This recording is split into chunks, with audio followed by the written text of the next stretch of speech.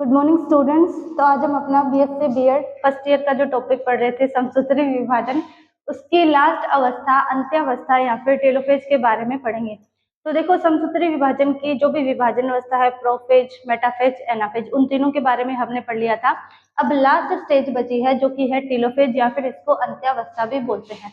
तो अब पढ़ते हैं कि जब कोशिका टेलोफेज अवस्था में प्रवेश करती है तो उसमें कौन कौन से परिवर्तन आते हैं। ठीक है, सबसे पहले अंतिम अवस्था, मतलब कि जो टेलोफेज होती है या फिर जो अंत्यावस्था है वो कोशिका विभाजन की सबसे अंतिम अवस्था है। ठीक है, इस विभाजन के बाद क्या होता है कि एक कोशिका में दो केंद्रकों का निर्माण हो जाता है, लेकिन एक कोशिका दो कोशिकाओं में विभाजित नहीं होती है। उसके लिए क्या होता है कि आगे कोशिका द्रव्य विभाजन और होता है। ठीक है, तो ये कोशिका विभाजन की या फिर हम बोल सकते हैं कि एक कोशिका में दो केंद्रक बनने की अंतिम अवस्था है। ठीक है, अगला है पूर्वावस्था की विपरीत क्रियाएं, मतलब कि जो अंत्यावस्था है या फिर जो टेलोफेज है उसमें वो सभी क्रियाएं होती है या फिर जो भी क्रियाएं प्रोफेज में होती है उन सभी क्रियाओं की विपरीत क्रियाएं इसमें होती है। जैसे प्रोफेज में क्या होता है, केंद्रिका विलुप्त होनी शुरू हो जाती है। तो टेलोफेज में क्या होगा कि जो केंद्रिका है वो फिर से निर्मित होनी शुरू हो जाएगी। प्रोफेज में क्या था, कोशिका द्रव्य कोशिका झिल्ली केंद्रक झिल्ली जो है वो क्या होगी, विलुप्त होनी शुरू हो जाती थी। तो टेलोफेज में क्या होगा कि जो केंद्रक झिल्ली है वो फिर से निर्मित होना शुरू हो जाएगी। ठीक है, तो जो टेलोफेज अवस्था है उसकी जो सारी की सारी अवस्थाएं हैं वो प्रोफेज अवस्था की विपरीत क्रियाएं होती है। ठीक है, अगला है गुणसूत्र विपरीत ध्रुवों पर पहुंचकर दो समूह बना लेते हैं। तो टेलोफेज से पहले जो फेज थी एनाफेज, उसमें हमने पढ़ा था कि जो गुणसूत्र है, एक गुणसूत्र दो गुणसूत्रों में डिवाइड हो गया था और वो दोनों गुणसूत्र क्या करने लगे थे, अलग अलग ध्रुवों की ओर गति करने लगे थे। और टेलोफेज में क्या होगा कि वो जो गुणसूत्र है वो विपरीत ध्रुवों पर पहुंच जाएंगे और विपरीत ध्रुवों पर पहुंचकर क्या है, दो अलग अलग समूह बना लेंगे। ठीक है, अगला है गुणसूत्रों में कुंडलन खुलना प्रारंभ एवं क्रोमेटिन जाल का निर्माण। तो देखो, प्रोफेज अवस्था में क्या था कि जो क्रोमेटिन तंतु कोशिका के अंदर पाया जाता है वो खुल के या फिर थोड़ा अलग अलग होके क्या है, गुणसूत्रों में परिवर्तित हुआ था। और टेलोफेज में क्या होगा कि जो गुणसूत्र बने हैं वो फिर से क्या होंगे, क्रोमेटिन तंतु के अंदर परिवर्तित हो जाएंगे। तो गुणसूत्रों का जो कुंडलन है वो खुलना प्रारंभ हो जाएगा और धीरे धीरे वो क्या होंगे, क्रोमेटिन तंतु में परिवर्तित हो जाएंगे। ठीक है, केंद्रिका और केंद्रक झिल्ली फिर से दृष्टिगत या फिर से दिखाई देने लग जाती है। तो अब देखो बनाते हैं कि अंत्यावस्था में कौन कौन सी या फिर कौन कौन से परिवर्तन होंगे कोशिका के अंदर। ठीक है, तो देखो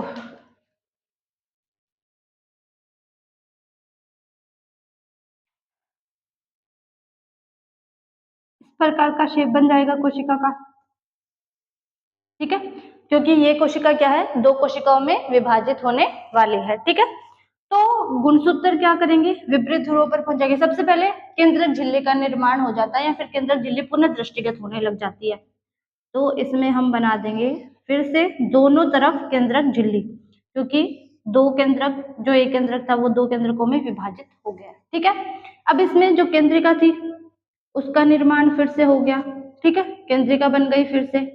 और क्या था कि गुणसूत्र अलग अलग ध्रुवों पर पहुंच गए, दोनों ध्रुवों पर, और गुणसूत्रों में क्या है, कुंडलन खुलना प्रारंभ हो गया और ये क्रोमेटिन जाल का निर्माण हो गया है। ठीक है, ये दूसरे केंद्रक में भी क्रोमेटिन जाल बनना शुरू हो जाएगा।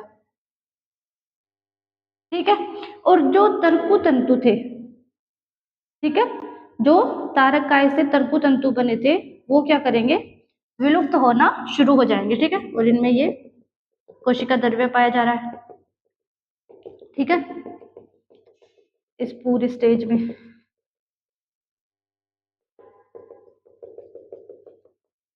तो देखो टेलोफेज में या फिर अंत्यावस्था में क्या क्या परिवर्तन हुए। सबसे पहले अंतिम अवस्था है ये कोशिका या फिर हम बोल सकते हैं केंद्रक विभाजन की। ठीक है, अंतिम अवस्था, उसके बाद में जितनी भी क्रियाएं प्रोफेज अवस्था के अंदर होती है उन सभी क्रियाओं की विपरीत क्रियाएं क्या है, इस टेलोफेज अवस्था के अंदर होती है। ठीक है, उसके बाद केंद्रिका का निर्माण फिर से हो जाता है या फिर केंद्रिका फिर से दृष्टिगत होने लगती है, दिखाई देने लगती है। उसके बाद जो केंद्रक झिल्ली थी वो फिर से दृष्टिगत हो गई, फिर से दिखाई देने लगी। उसके साथ साथ जो तरकुतंतु बने थे मेटाफेज में, तो वो तरकुतंतु क्या है, धीरे धीरे विलुप्त होने लग जाते हैं, धीरे धीरे लंबे होकर पतले हो जाएंगे और धीरे धीरे विलुप्त हो जाएंगे। ठीक है, जो गुणसूत्र बने थे उन गुणसूत्रों का क्या है, कुंडलन खुल जाएगा और वो फिर से लंबे धागे के समान क्रोमेटिन तंतु के अंदर परिवर्तित हो जाएंगे। ठीक है, तो इतनी क्रियाएं होगी टेलोफेज अवस्था के अंदर। तो अब देखो, जब टेलोफेज अवस्था पूरी हो गई, ठीक है, तो पूरी होने के बाद क्या होता है कि एक कोशिका में दो केंद्रकों का निर्माण हो जाता है, लेकिन एक कोशिका दो कोशिकाओं में विभाजित नहीं हो पाती है। और एक कोशिका दो कोशिकाओं में विभाजित कब होगी, जब उसमें कोशिका द्रव्य विभाजन होगा। ठीक है, कोशिका द्रव्य विभाजन के बाद क्या होगा कि ये जो एक कोशिका है वो दो कोशिकाओं में विभाजित हो जाएगी। ठीक है, अभी टेलोफेज अवस्था के एंड तक क्या होगा कि एक कोशिका में दो केंद्रक बन जाएंगे। ठीक है, जो कि अलग अलग ध्रुवों की तरफ पाए जाएंगे। अब इसके बाद आता है कोशिका द्रव्य विभाजन। ठीक है, तो देखो, जो भी कोशिका द्रव्य विभाजन है वो दो टाइप से होता है। एक होता है विदलन प्रक्रिया द्वारा और दूसरा होता है कोशिका खांच या फिर कोशिका प्लेट विधि द्वारा। ठीक है, अब हमने पढ़ा कि जो कोशिका विभाजन है वो दोनों कोशिकाओं में पाया जाता है, प्लांट सेल्स में भी और एनिमल सेल्स में भी। तो देखो, जो प्राणी कोशिकाएं हैं उनमें कोशिका द्रव्य का विभाजन कौन सी विधि द्वारा होता है, विदलन विधि द्वारा। और जो भी पादप है, ठीक है, जो भी पादप कोशिकाएं हैं, तो देखो पादप कोशिकाओं में कोशिका विदलन विधि द्वारा और कोशिका खांच विधि द्वारा, दोनों द्वारा क्या है, कोशिका द्रव्य विभाजन होता है। लेकिन जो छोटे पादप होते हैं या फिर जो सरल पादप होते हैं उनमें तो क्या है, कोशिका द्रव्य का विभाजन विदलन विधि द्वारा होगा। लेकिन जो उच्च प्रकार के पादप होते हैं, जैसे बड़े बड़े वृक्ष वगैरह होते हैं, उनकी जो कोशिकाएं हैं उनकी कोशिकाओं में कोशिका द्रव्य विभाजन होता है कोशिका खांच विधि द्वारा। ठीक है, तो सबसे पहले पढ़ते हैं कि प्राणी कोशिकाओं में जो कोशिका द्रव्य विभाजन होगा विदलन विधि द्वारा, वो किस प्रकार होता है। तो देखो, इस प्रकार ये टेलोफेज हो गया। ठीक है, टेलोफेज के बाद क्या होगा कि ये जो कोशिका झिल्ली है हमारी, इसमें क्या होगा, विदलन प्रारंभ हो जाएगा। मतलब कि ये झिल्ली क्या है, धीरे धीरे यहाँ पे आगे बढ़ना प्रारंभ कर देगी, या फिर ये जो छोटी सी खांच है, ये खांच क्या है, धीरे धीरे और ज्यादा गहरी होती जाएगी। तो देखो इस प्रकार ये हो गया, और ये इस प्रकार कि ये जो खांच थी ये क्या हुई, धीरे धीरे और ज्यादा गहरी हो गई। मतलब मान लो इस प्रकार है। ठीक है, तो ये खांच क्या है, धीरे धीरे और गहरी होगी और आपस में आकर क्या है, मिल जाएगी, जिसके कारण इसके इधर और इधर का जो पार्ट है वो क्या हो जाएगा, अलग अलग हो जाएगा। ठीक है, वैसे ही इसमें केंद्रक बना देते हैं, ये केंद्रक झिल्ली होगी और ये क्रोमेटिन जाल होगा।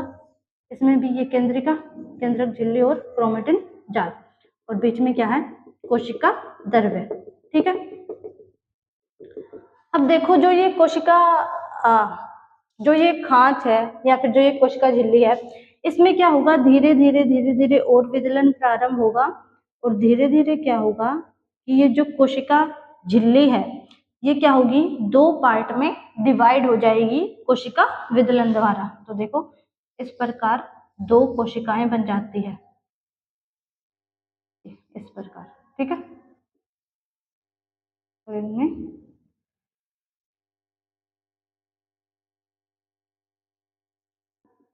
ये कोशिका द्रव्य।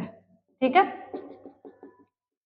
तो इस प्रकार क्या है, कोशिका विभाजन की प्रक्रिया पूर्ण होती है और एक कोशिका दो कोशिकाओं में विभाजित हो जाती है, या फिर एक कोशिका से दो कोशिकाएं बन जाती है। ठीक है, तो मैंने आप लोगों को बताया था कि जब भी कोशिकाओं का विभाजन होता है तो वो क्या है कि चाहे वो किसी भी आकृति की हो, कोशिका विभाजन के समय उनका आकार गोलाकार हो जाता है। तो ये जो कोशिकाएं होती है वो कौन सी, केवल और केवल प्राणी कोशिकाएं होती है। ठीक है, कि जो प्राणी कोशिकाएं हैं केवल वही क्या होगी, विभाजन के समय गोलाकार आकृति में आ जाएगी। ठीक है, तो ये हमने पढ़ लिया कोशिका विभाजन, ये हो गया प्राणी कोशिका में पूर्ण कोशिका द्रव्य विभाजन हो गया, और एक कोशिका क्या है, दो कोशिकाओं के अंदर परिवर्तित हो गई है। ठीक है, अब हम पढ़ते हैं पादप कोशिका में कोशिका द्रव्य विभाजन किस प्रकार होता है। तो देखो, पादप कोशिका में कोशिका खांच विधि या फिर कोशिका प्लेट विधि द्वारा ये विभाजन होता है। ठीक है, तो देखो क्या होता है कि जब पादपों में जो तरकुतंतु बने थे उनका जो विषुवत रेखीय भाग फैलता है और उसमें क्या होता है, जो माइक्रोट्यूब्यूल्स होते हैं वो बढ़ते रहते हैं और एक जटिल बनाती है जिसको हम फ्रेगमोप्लास्ट बोलते हैं। तो देखो, जब मेटाफेज और एनाफेज हमने पढ़ी थी तो उसमें क्या था कि एक विषुवत रेखा मतलब कि सर्कु तंतुओं के बीच में क्या है, एक मध्य पटलिका या फिर एक सीधी रेखा पाई गई थी जहां पे क्या था, सारे के सारे गुणसूत्र व्यवस्थित थे। ठीक है, अब जब पादप कोशिकाओं में कोशिका द्रव्य विभाजन होता है तो ये जो विषुवत रेखा है या फिर ये जो मध्य पटलिका है उसपे क्या है, ये मध्य पटलिका का जो भाग है ये धीरे धीरे फैलता रहता है और इसमें क्या है, बहुत सारे माइक्रोट्यूब्यूल्स या फिर सूक्ष्म कणिकाएं आकर जुड़ती रहती है। ठीक है, और तब जो संरचना बनती है उसको हम बोलेंगे फ्रेगमोप्लास्ट। क्या बोलेंगे? फ्रेगमोप्लास्ट। कब बनेगी ये संरचना? जब जो मध्य पटलिका थी उस पर बहुत सारे सूक्ष्म कणिकाएं आकर जुड़ जाती है तो जो संरचना बनती है उसको हम बोलेंगे फ्रेगमोप्लास्ट। ठीक है, उसके बाद क्या होता है कि जो कोशिका झिल्ली है उसमें क्या है, एक पतली झिल्ली बनने लगती है धीरे धीरे। अब देखो कि जब कोशिका द्रव्य विभाजन हो रहा होता है, ठीक है, तो एक साथ तो होता नहीं है, धीरे धीरे होता है।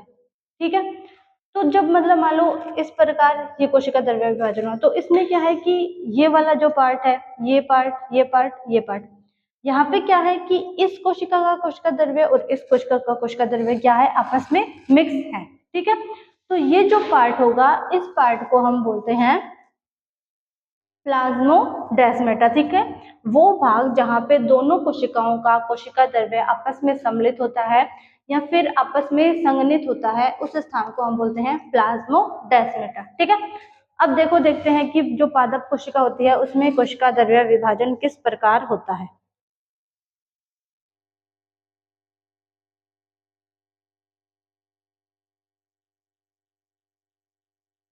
तो देखो, जो पादप कोशिका होती है वो क्या होती है, ज्यादातर आयताकार होती है और उसमें क्या है, कोशिका भित्ति भी पाई जाती है। ठीक है, ये हो गई।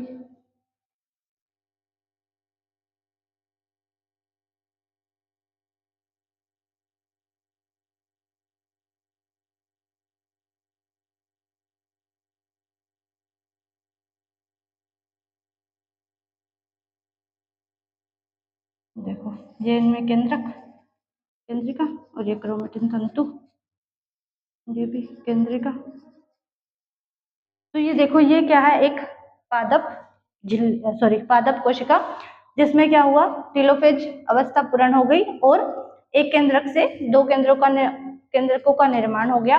अब इस कोशिका को दो कोशिकाओं में विभाजित करने के लिए इसमें होगा कोशिका द्रव्य विभाजन, जो कौन सी विधि के द्वारा होता है, कोशिका खांच विधि या फिर कोशिका प्लेट विधि के द्वारा। ठीक है, तो देखो, देखते हैं कि कोशिका प्लेट विधि किस प्रकार होती है। अब देखो, दोनों केंद्रक विभाजित हो गया। उसके बाद में क्या है कि जो ये बीच वाला पार्ट है, ठीक है, यहाँ पे क्या होता है कि धीरे धीरे एक प्लेट बननी शुरू हो जाती है। ठीक है, तो ये प्लेट पहले यहाँ बनती है, ठीक है, फिर धीरे धीरे ये अपने आकार में वृद्धि करते करते यहाँ तक फैल जाती है। ठीक है, और ये क्या करती है, फिर एक पादप कोशिका को दो पादप कोशिकाओं में विभाजित करती है। तो देखो, सब कोशिका द्रव्य, ठीक है, और ये थोड़ी सी खांच या फिर थोड़ी सी क्या है, कोशिका प्लेट बन गई है। उसके बाद में देखो आगे क्या होगा। अब ये प्लेट क्या करेगी कि धीरे धीरे अपनी आकार में वृद्धि करती है। अब ये प्लेट हो गई तो ये इस तरफ बढ़ना शुरू हो जाएगी और इस तरफ भी बढ़ना शुरू हो जाएगी। ठीक है, ये हो गया केंद्रक, इस प्रकार ये केंद्रक झिल्ली, केंद्रिका और इसमें क्रोमेटिन जाल, और ये है आपस में कोशिका द्रव्य। तो देखो, अब जो ये बीच वाले पार्ट है, ये वाला पार्ट, ये पार्ट, ये पार्ट, ये पार्ट, अब इन वाले पार्ट में क्या है कि इस कोशिका का कोशिका द्रव्य और इस कोशिका का कोशिका द्रव्य दोनों क्या है, आपस में मिक्स है, या फिर हम पता नहीं लगा सकते कि कौन सी कोशिका का ये जो कोशिका द्रव्य है वो कौन सी कोशिका का है, इस वाले का या इस वाले का। तो ये जो पार्ट होते हैं जहाँ पे दोनों कोशिकाओं के कोशिका द्रव्य आपस में सम्मिलित रूप में रहते हैं, इस पार्ट को हम बोलेंगे प्लाज्मोडेस्माटा। क्या बोलेंगे? प्लाज्मोडेस्माटा। ठीक है। तो ये जो कोशिका प्लेट है या फिर जो कोशिका कांच है वो क्या करेगी, धीरे धीरे अपने आकार में वृद्धि करेगी और पूरी कोशिका या फिर पूरी कोशिका झिल्ली या फिर कोशिका भित्ति तक फैल जाएगी और एक पादप कोशिका को क्या करेगी, दो पादप कोशिकाओं में विभाजित कर देगी। ठीक है।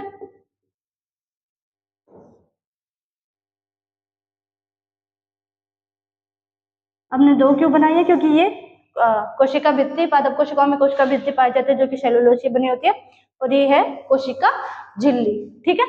इस प्रकार क्या होगा कि एक पादप कोशिका दो पादप कोशिकाओं में विभाजित हो जाएगी।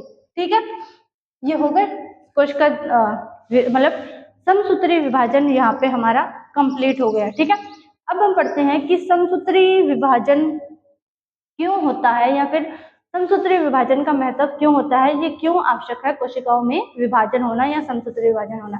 तो देखो, सबसे पहला कारण इसका है अनुवंशिक पदार्थ, मतलब कि डीएनए की वास्तविक प्रतिकृति बनाए रखने के लिए। ठीक है। तो देखो, जब कोशिकाएं विभाजित होगी तो उन कोशिकाओं में जो डीएनए प्रेजेंट होगा, ठीक है, गुणसूत्रों में डीएनए पाया जाएगा और उनमें जो डीएनए प्रेजेंट होगा उसकी जो प्रतिकृति बनेगी। अब देखो, एक कोशिका से दो कोशिकाएं बनी तो उन दोनों में क्या है, डीएनए भी विभाजित होंगे, मतलब कि डीएनए विभाजित होगा और उसकी संख्या क्या है, उतनी की उतनी बनी रहेगी, क्योंकि डीएनए क्या करता है, अपनी फोटोकॉपी करता है और उन दोनों कोशिकाओं में विभाजित होकर वो अलग अलग चला जाता है। ठीक है। अब जब समसूत्री विभाजन होता है तो दोनों कोशिकाओं में क्या है, सेम ही डीएनए पाया जाता है, क्योंकि डीएनए की प्रतिकृति करके वो दोनों कोशिकाओं में गया है। तो इस प्रकार क्या होता है कि जो अनुवांशिक पदार्थ है या फिर जो डीएनए उसकी जो वास्तविक प्रतिकृति है उसको बनाए रखने के लिए क्या है, समसूत्री विभाजन आवश्यक होता है। अगला, सततता का आधार, मतलब कि अगर कोशिका विभाजन होगा या फिर समसूत्री विभाजन होगा, उससे ही क्या है, जो भी छोटे जीव है, ठीक है, जो भी एक कोशिकीय जीव है या फिर जो बहुकोशिकीय प्राणी है, उनमें क्या है, ये सततता का आधार है। अब देखो, अगर एक कोशिकीय प्राणी होंगे तो उसमें भी क्या है कि एक कोशिका दो कोशिकाओं में विभाजित होगी तो वो क्या करेगी, मतलब नई संतति का निर्माण करेगी, जिससे उस जीव की सततता या फिर उसका जो जीवन यापन है वो बना रहेगा। और जो बड़े प्राणी होते हैं या फिर जो बहुकोशिकीय प्राणी होते हैं, उनमें भी क्या है कि समसूत्री विभाजन द्वारा कोशिकाएं विभाजित होती रहती है, जो कि उनकी वृद्धि को प्रेरित करती है। तो जो समसूत्री विभाजन है वो एक कोशिकीय प्राणियों में भी और बहुकोशिकीय प्राणियों में भी क्या है, सततता का आधार है। ठीक है। अगला पॉइंट, अगुणित कोशिका बीजाणु में और द्विगुणित कोशिका युग्मनज में विकसित होती है। अब देखो, जो समसूत्री विभाजन होगा तो समसूत्री विभाजन अगुणित कोशिका में होगा, तभी वो क्या है, बीजाणु में विकसित हो पाएगी। और जो द्विगुणित कोशिका बनती है, नर युग्मक और मादा युग्मक के संयोग से जो युग्मनज बनेगा, जो कि एक द्विगुणित कोशिका है, जब उस युग्मनज में समसूत्री विभाजन होता रहेगा तभी क्या है, वो आगे विकसित जीव में या फिर कह सकते हैं कि वयस्क जीव में विकसित हो सकता है। इसीलिए अगुणित कोशिका बीजाणु में और द्विगुणित कोशिका युग्मनज में विकसित होने के लिए क्या है, समसूत्री विभाजन बहुत ज्यादा आवश्यक है। अगला पॉइंट, कायिक वृद्धि। तो देखो, हमारे शरीर की या फिर जो भी प्राणी है या फिर जो भी पौधे वगैरह है इस पृथ्वी पर, उनकी कायिक वृद्धि के लिए, मतलब कि उनके शरीर की वृद्धि के लिए या फिर उनके अंगों की वृद्धि के लिए, जो भी उनमें कायिक अंग पाए जाते हैं, उन सब की वृद्धि के लिए क्या है, समसूत्री विभाजन आवश्यक है। जब कोशिकाएं विभाजित होगी तभी क्या होगा, हमारे शरीर की वृद्धि या फिर जो हमारी कायिक वृद्धि है वो अच्छे से हो पाएगी। ठीक है। अगला क्या है, कि पौधों में जो द्वितीयक वृद्धि होती है, मतलब कि जो जड़ें होती है, ठीक है, जड़ों की द्वितीयक वृद्धि पाई जाती है और जो तना होता है उसकी भी द्वितीयक वृद्धि पाई जाती है। तो उन वृद्धि के लिए भी क्या है, समसूत्री विभाजन बहुत ज्यादा आवश्यक है। ठीक है। तो देखो, इस प्रकार हमने समसूत्री विभाजन पूरा का पूरा पढ़ लिया। इसकी विभाजन अवस्थाएं, विभाजन अवस्था से पहले जो भी कोशिकाएं खुद को विभाजन के लिए तैयार करती है, उसमें कौन कौन सी अवस्था थी, जीवन अवस्था, एस अवस्था या फिर सिंथेसिस फेज और ज्यूटो अवस्था। उसके बाद में विभाजन अवस्थाएं आई, प्रोफेज, मेटाफेज, एनाफेज, टेलोफेज, और उसके बाद में कोशिका द्रव्य विभाजन, जिसके बाद क्या होगा, एक कोशिका दो कोशिकाओं में विभाजित हो गई या फिर एक मातृ कोशिका से 2 पुत्री कोशिकाएं बन जाती है। ठीक है, तो ये समसूत्री विभाजन हमारा पूरा हो गया। अब नेक्स्ट लेक्चर में हम पढ़ेंगे अर्धसूत्री विभाजन। ठीक है, आज के लिए इतना ही।